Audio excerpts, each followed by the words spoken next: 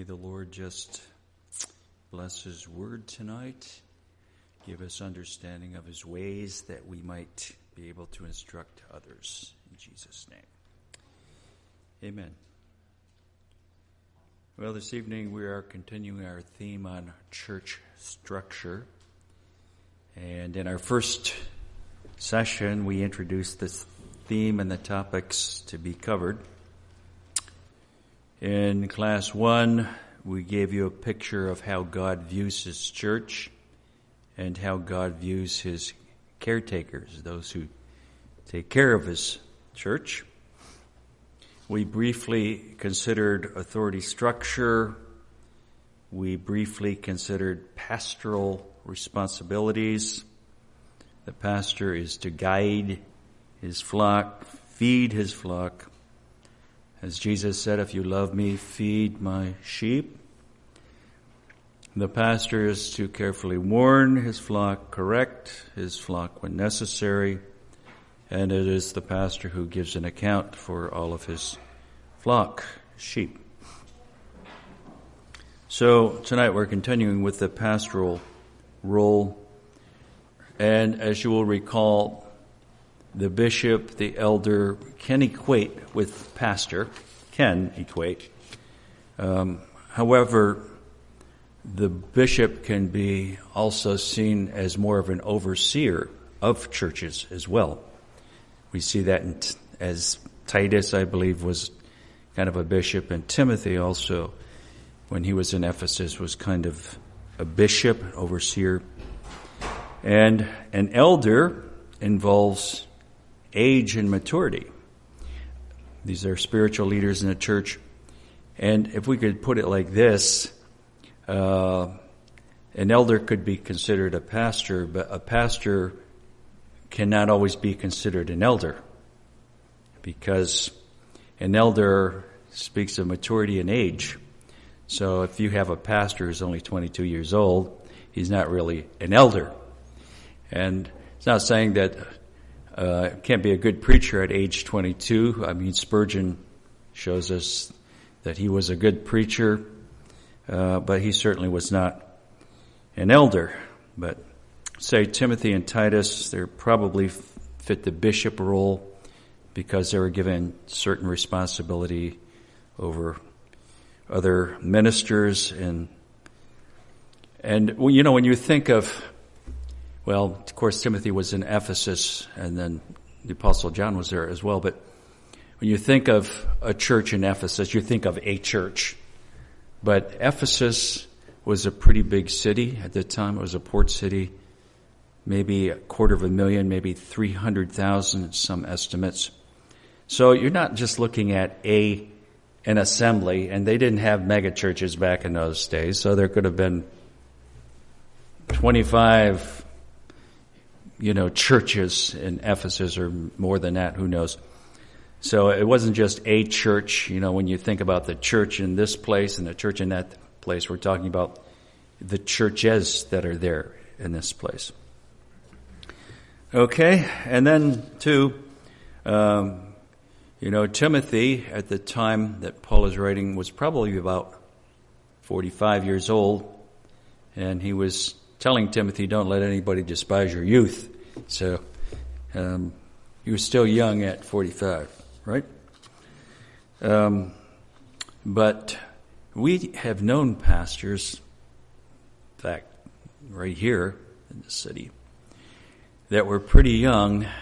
One pastor was also 22, and he had a big church, and, he didn't end up too well, because when a novice gets promoted too quick, there can be problems. But anyway, Christ fulfilled all of the roles that you see in Scripture. He's the great shepherd. He's the bishop of our souls. And he's called our high priest, Hebrews 3:1. He's called, also in the same passage, he's called the apostle in 3:1. He's also called the prophet in John 7:40. He's called the master teacher, Rabboni, which is the master teacher. In John 20 and verse 16, he is called a servant, which in some cases in fact, one of the places where he is called a servant, it interprets diakonos, which is deacon. So he was a servant, he was a deacon, he fulfilled all of the roles that you see in Scripture. But we're looking at the pastoral role. And again, we're going to repeat certain things, but the pastor is not to be equated with the congregation because, we've known people in the past that have tried to assert themselves equal, and they are equal in the sense of human beings, but, authority-wise, it's another story because the pastor, the leader of the church, is the one who has to give an account. This was one of the big problems in Corinth. You have a lot of novices, young people just getting filled with the Holy Spirit, young in the faith, I should say. And they thought they were equal to the Apostle Paul. And they were not equal to the Apostle Paul. And we've had people from our past that, gave us that line as well, and telling us that they had more understanding than their teachers, which they did not. But anyway, so the purpose of the law, Old Testament law, was to teach spiritual principles.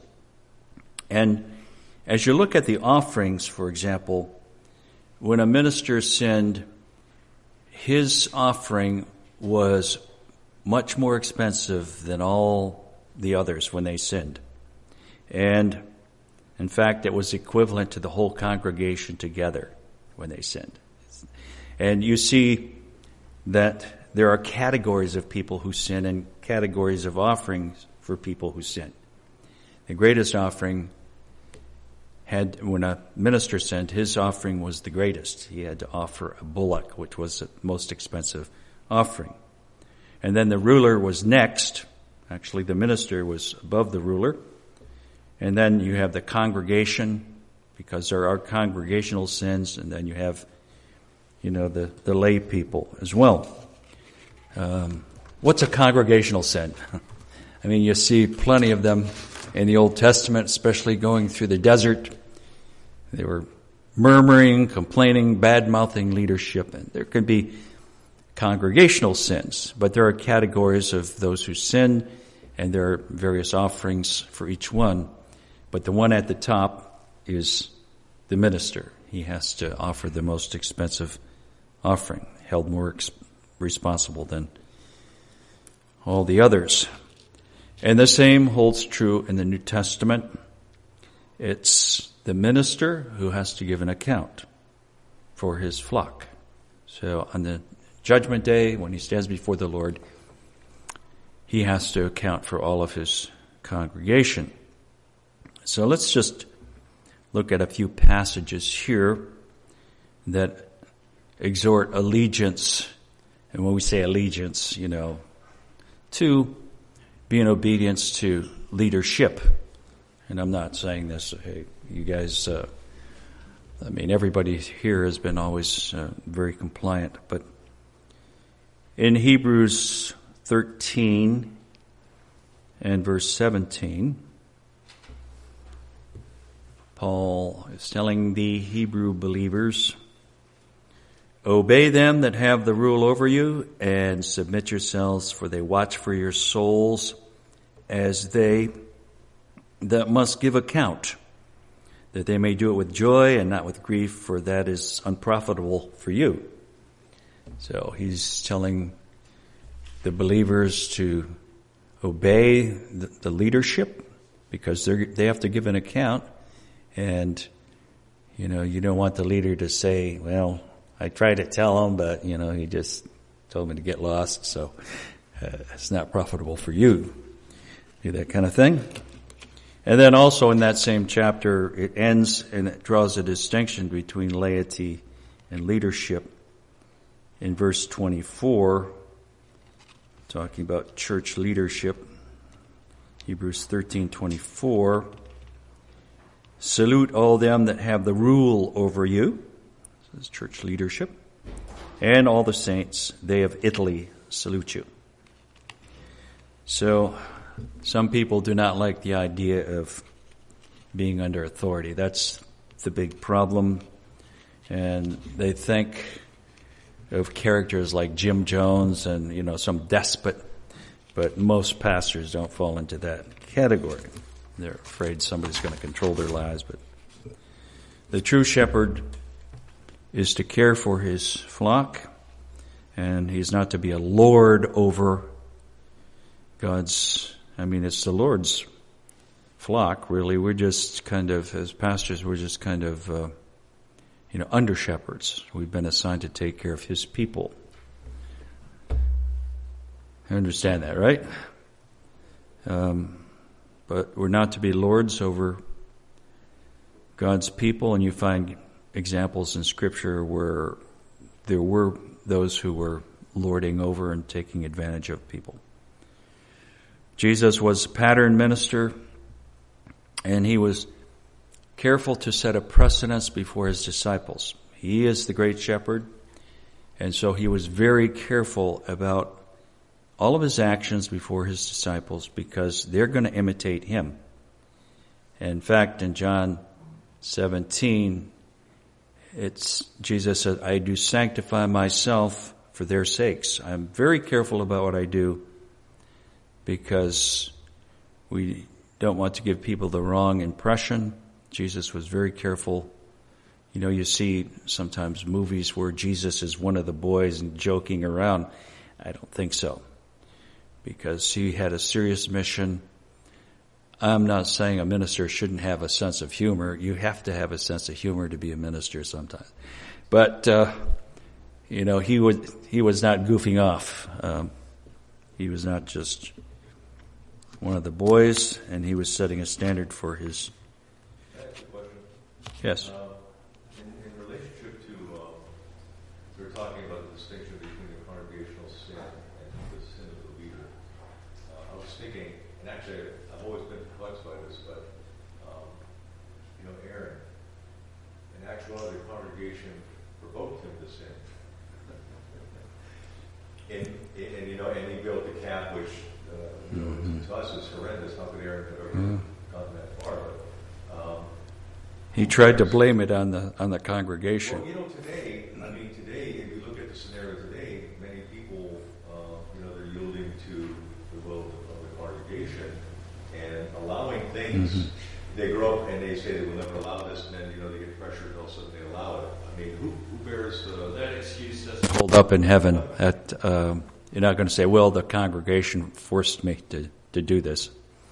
So the offering, I know, of course, this is before. This is at the inception of the whole thing, but there would have been a sin of the congregation, and there would have been a sin of Aaron, and it would have been different. I think it was a worse sin for the Aaron to go along with them. He said they forced me to do it, but the same thing's happening today all over the world.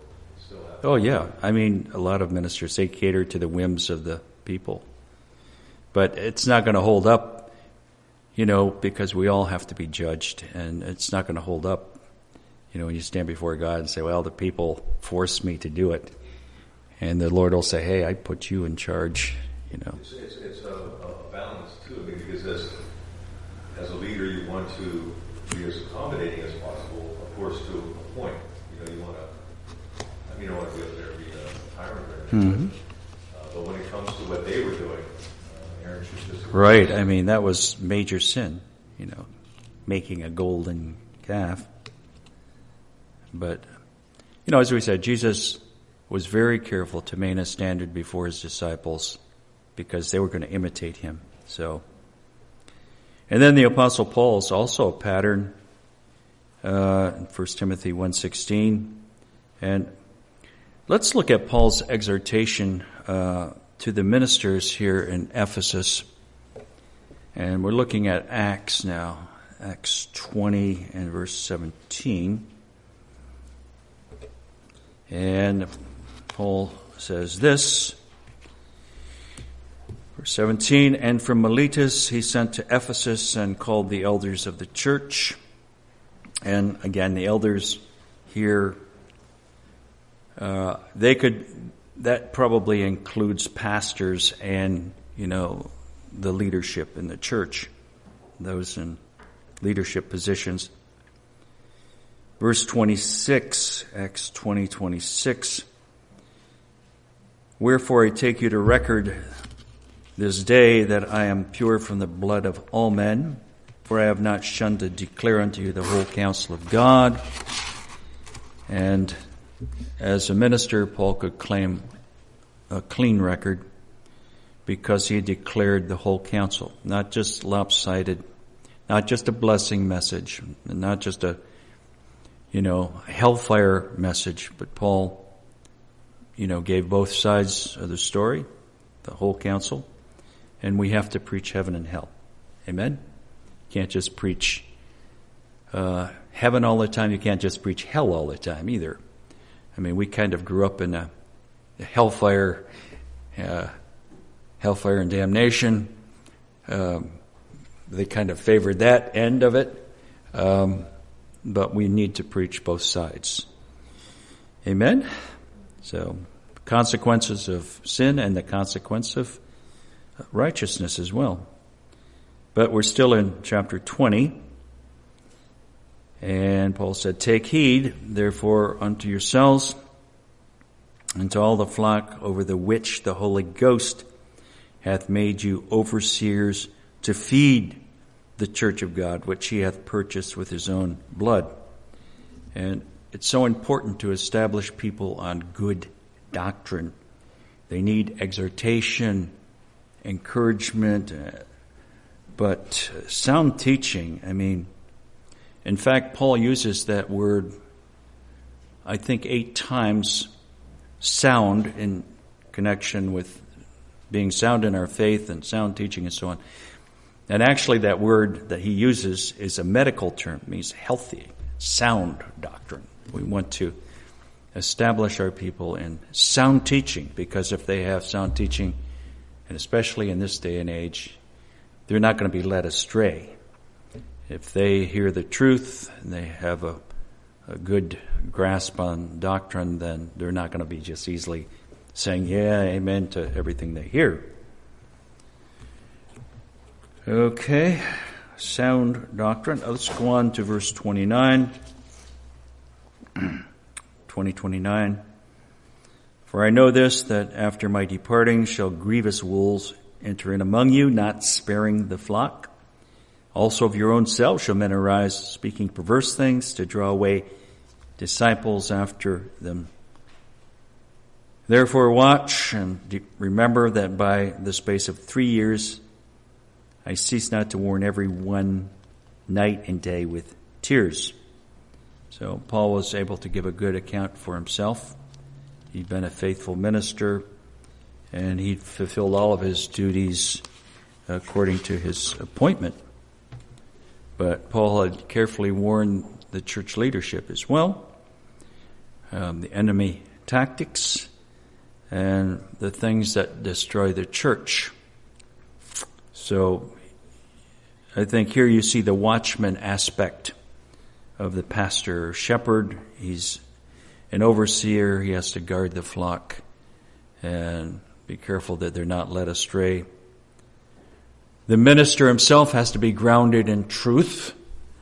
I've traveled a little bit around the world and go places where ministers haven't even read the Bible and very deficient.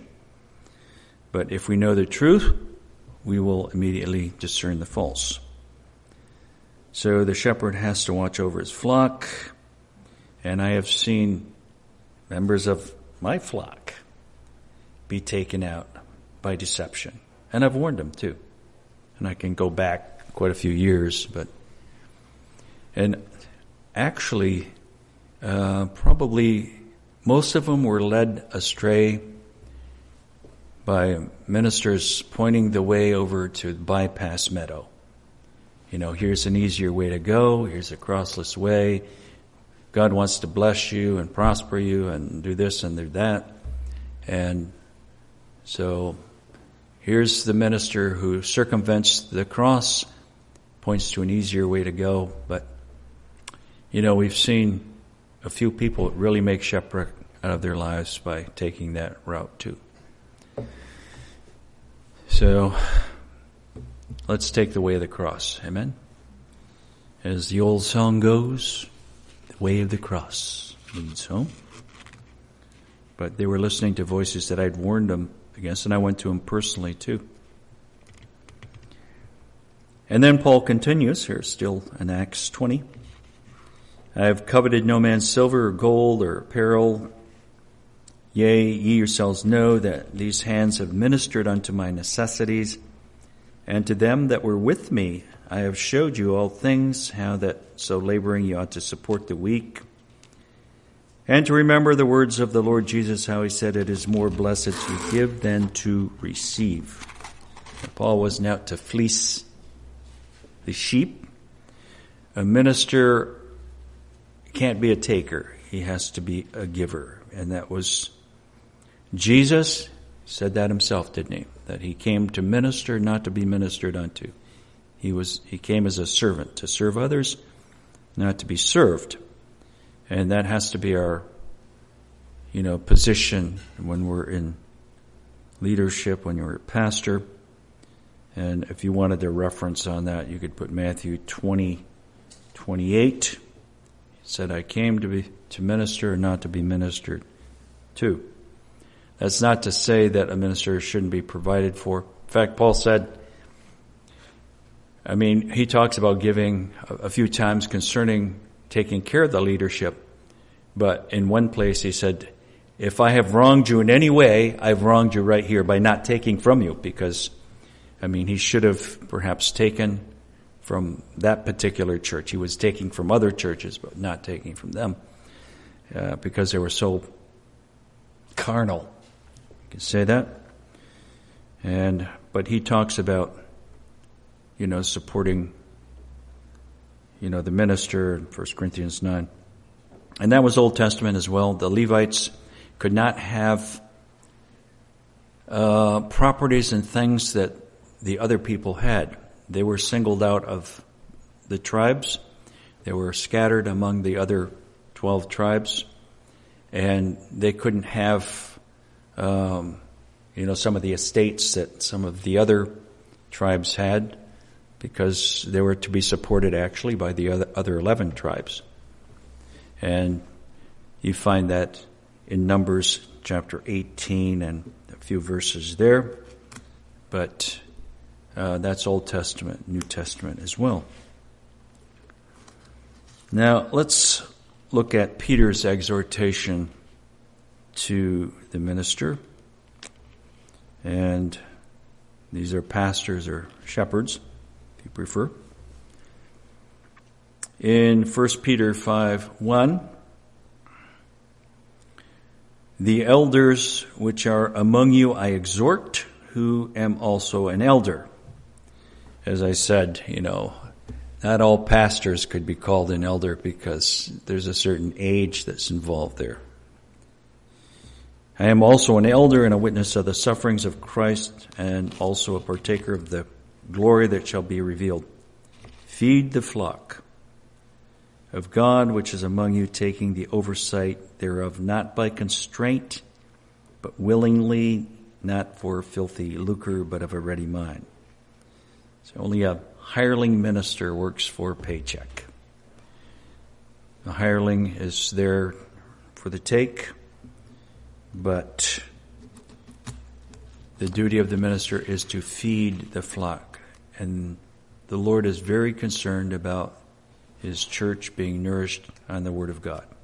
Amen? That's what we're here for, to teach, to nourish up God's people, because we're responsible, and so we want to feed. Jesus said, if you love me, feed my sheep. In fact, actually in the one place, Peter, in John 21 actually, feed my shepherds, feed my sheep, feed my lambs. So there's 3 groups there basically that Jesus exhorted to be fed. Now, much of today's preaching is superficial. The preacher might point to a verse or two. This is not really what you call feeding the flock. And the worst part is that a lot of these ministers don't encourage their people to really search the Scriptures. You people are searchers, aren't you? You folks read the Scriptures, right? I mean, when you watch certain programs, religious programs, you see people nodding to things that the pastor is saying, and it's wrong, but they're nodding in agreement. It's because they've never read the Word. And many of these ministers never encourage their people to read the Word or study. 1 Peter 5:3. Neither as being lords over God's heritage, but being ensamples. That's a type. To the flock. And when the chief shepherd shall appear, ye shall receive a crown of glory that fadeth not away. So the pastor is not to lord over the congregation, some strict discipleship program, but he's to be an ensample that they can follow. He's a type, and he's supposed to set the pace for the congregation. Now, I think we mentioned in 3 John a fellow by the name of Diotrephes. He was a little dictator in the church.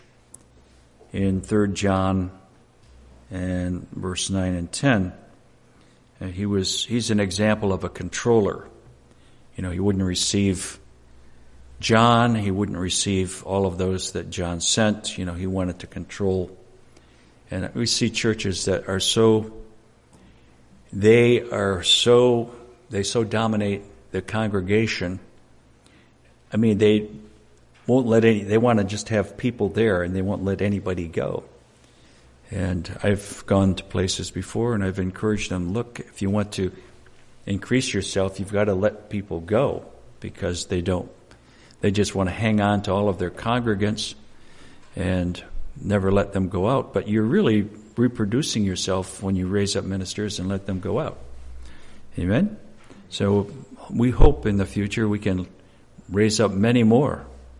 And we want to prepare people, because we're coming into the greatest revival, and prepare them to go out. Okay. So not only the pastor, but his family also. People look at the pastor's family and they say, well, your family does this and that. I remember a pastor I had when I was a kid, and he was hard on all the other kids in the church, but his own daughter was a little brat. And, that really made an impression on me, how she could carry on, and he was so loving and, so nice to his daughter, and as she was just behaving, but anybody else, he could, get down on. In fact, that pastor, he had a bad attitude too, out on the baseball field too. He was a bad loser. I mean, but anyway, that's another story. But the Lord's qualifications for a pastor are very precise. And in the pastoral epistles, Timothy and Titus, we see the qualifications and standard for those who are aspiring to be or called to be a pastor.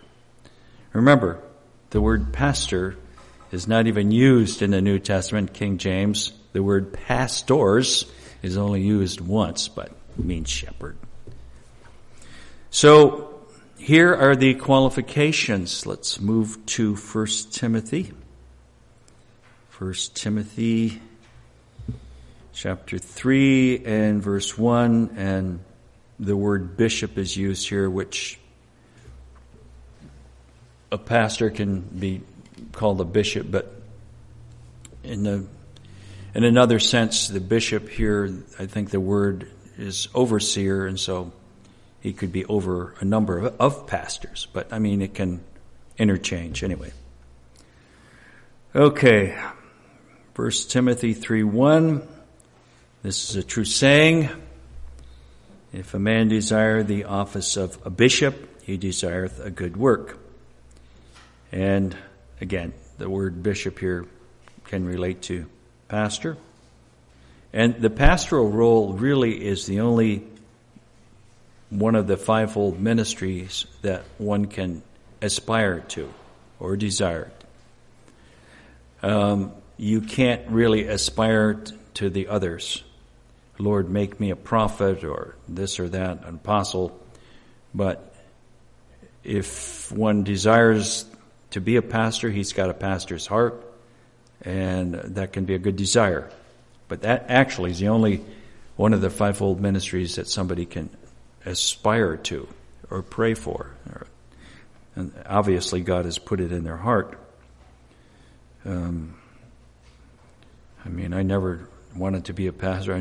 That was the farthest thing from my mind when I was growing up and in my younger years. But God has a way of convincing people otherwise. Do you believe? And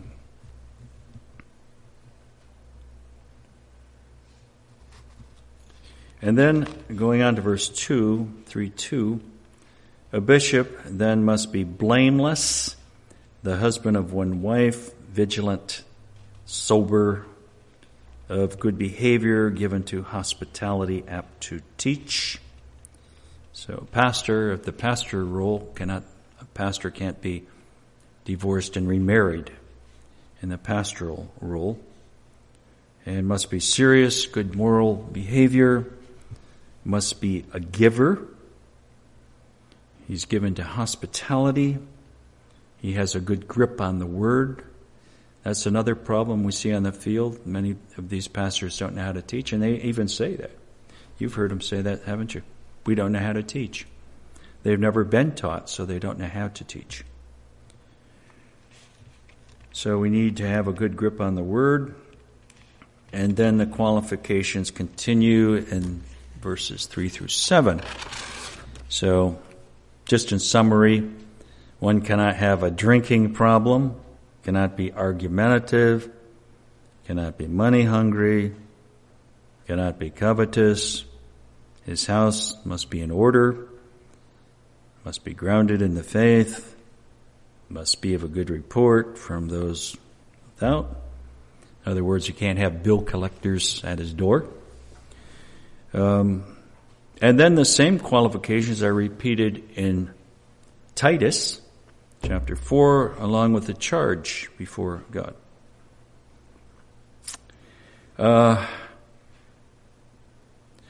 And I should just inject here too, generally those who are filling pastoral roles, called to be a pastor, they're not immediately ordained.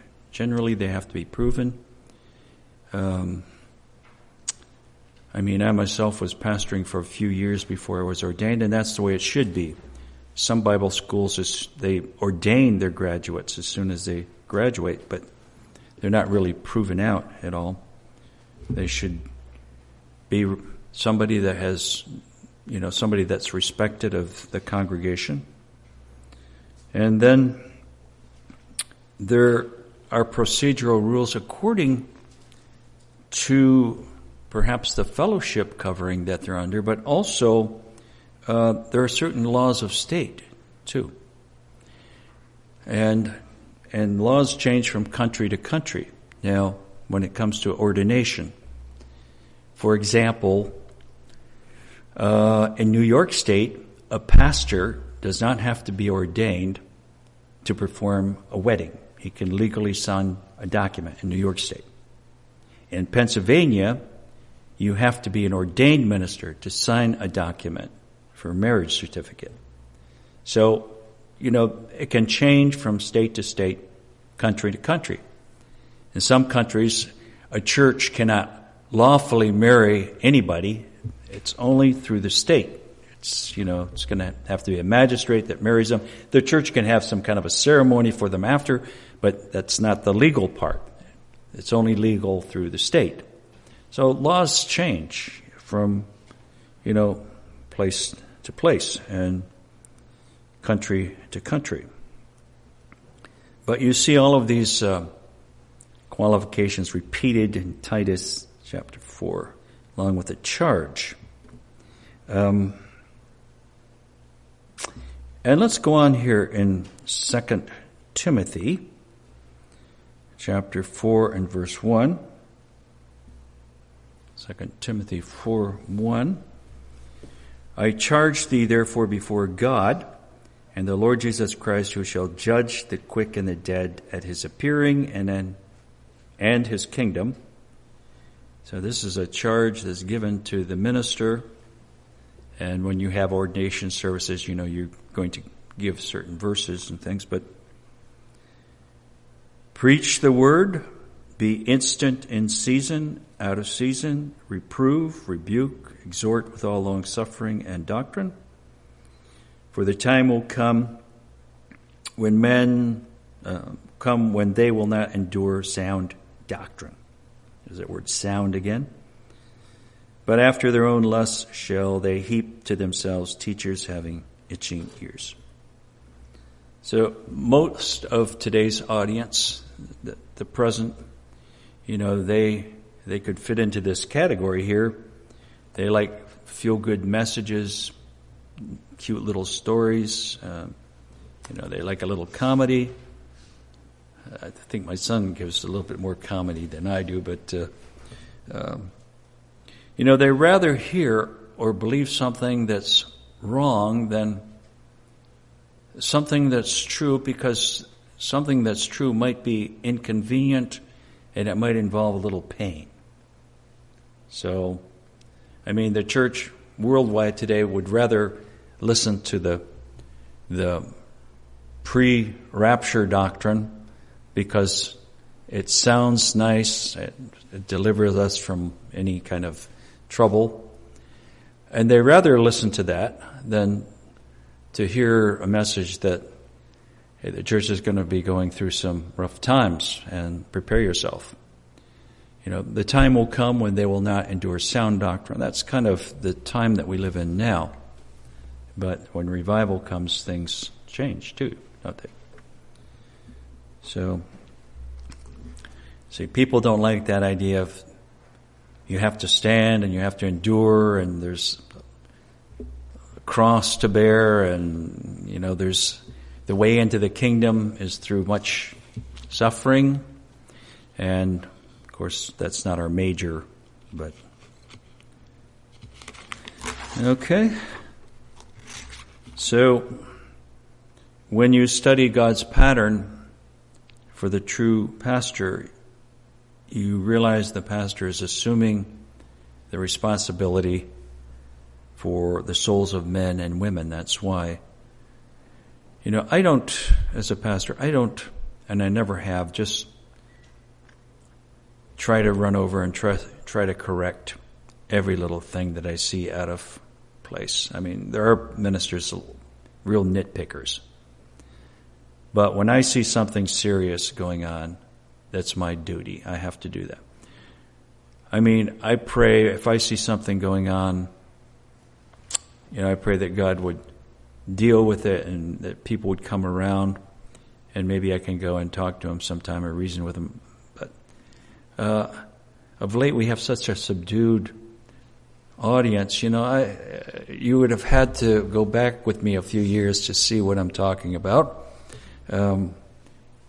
People that I had to correct for prophesying in church, things like that, prophesying when they shouldn't be prophesying, things like that, But we don't have to deal with that so much now, right? But when God moves, you have new people coming in, and with new people, you have problems. So the minister is responsible for the souls of his congregation, and yet the benefit is that in eternity, actually the Levites, the ministers, are the closest to the Lord. Remember how that they were camped in the wilderness. That's a little pattern there. The tribes were all put in certain places, and Spiritually, churches are in certain tribes, and they have a certain placement, even in eternity. But the ones who are the closest to the Lord, the ones who camp around the tabernacle or the presence of God, are his ministers, the Levites. So that's the benefit, that the ministers that are true will be those that will be closest to him in heaven and throughout eternity. So those who are faithful will receive a crown that does not fade away. Amen?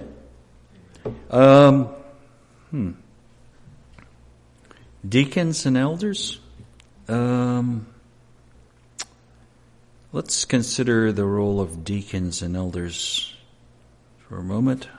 How much time we have here, and as we have previously pointed out, an elder can equate with a pastor, but the pastor does not always equate with an elder. But in most cases, elders are recognized leaders. Do you happen to have that little picture, ordination I found of elders, which are, as you can see in this picture, if Rebecca finds it there. Have you got it? Oh, it's up there. Okay. They're usually older people. There's an ordination service, presbytery service. They're ordaining some elders. But the eldership in the church are usually older men that have proven themselves faithful. They can be ordained. They function, they can teach, they can stand behind the pulpit. But they also are great support to the pastor, especially younger pastors. But just considering the role of deacons and elders, they are recognized leaders within the local church. They've raised their family. Generally, as we said, generally older men. I think Pastor Bailey suggested the age 50. They should be maybe 50, at least 50. So we have, you're 50. Okay, you're 50. At least 50. I mean, I'm sure there can be exceptions to the rule, but most of the time the elders are teachers and associate ministry in the church that you can discuss spiritual matters with and people can come to. In fact, in a big church, you need a lot of elders, and perhaps they're over classes and you can send people to them for counsel or whatever. So, looking at 1 Timothy 5:17, it says, "Let the elders that rule well be counted worthy of double honor, especially they who labor in the word and doctrine." Labor. Do you know what it is to labor in the word? I don't know. I'm getting older and I find myself laboring harder than I used to when I was young in the Word. And even going back and researching things that I already researched years ago just to make sure I had it right to begin with. Now the word for elder here is presbyter. And again, it relates to maturity and, they have leadership ability. But they are men that help to manage the spiritual interests of the church. And as I said, they can fill the pulpit. They're teachers in the church. But in any case, they're respected. And then, of course, you can have very legitimate ordinations for elders in the church. Like these guys up here. We're up there anyway. In Titus chapter 1 and verse 5, "For this cause left I thee in Crete," this is Titus, that thou shouldest set in order the things that are wanting, and ordain elders in every city, as I appointed thee. So Titus probably fits more into the bishop role. He's kind of an overseer of churches. You can call a bishop a pastor, but he's kind of filling the overseer role. And there is a procedure, there's ceremony that takes place when when an elder is being ordained. It always should take place before the congregation. He's somebody that's respected in the congregation, and you're giving recognition and respect to this person. So you go through certain formalities, you read certain scriptures. The presbytery in the church, the other leadership in the church, gather round, and usually there's laying on of hands and prayer, and then sometimes there's prophetic word or things like that. But there is a regular ordination that these men go through. Malachi, he speaks of the Lord removing the dignity from certain leaders because they were compromisers. And so there's a certain dignity that the Lord puts on people after an ordination. And I've seen that myself. There's a certain respect that comes on a person. It's an anointing that comes upon them, and a certain command.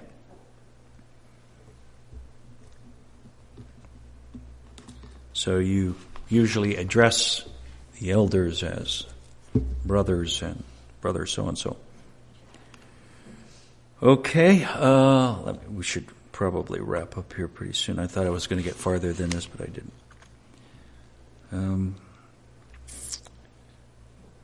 So we would consider other ministers in the church presbytery. Pastor Frank, of course, he's an ordained minister, and Pastor Jeremy and Pastor Dan.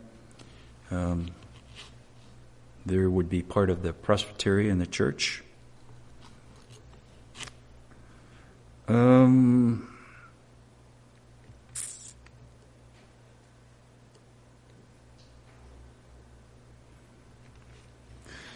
just wondering whether to go on to deacon or should I hold it there. Pastor Frank says keep going. Any questions so far from any of this?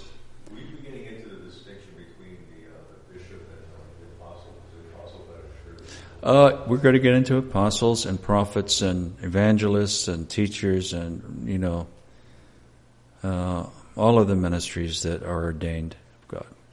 Yeah, we will be getting into that. And deacons too, they have there's an ordination for deacons, and actually a high standard for deacons. Let me see. It's similar to an elder, but generally speaking, the deacon role is taking care of the church business. And they're very important. It's just like our treasurer back there. He's a deacon. Very important. Or secretary, or, they take care of church business.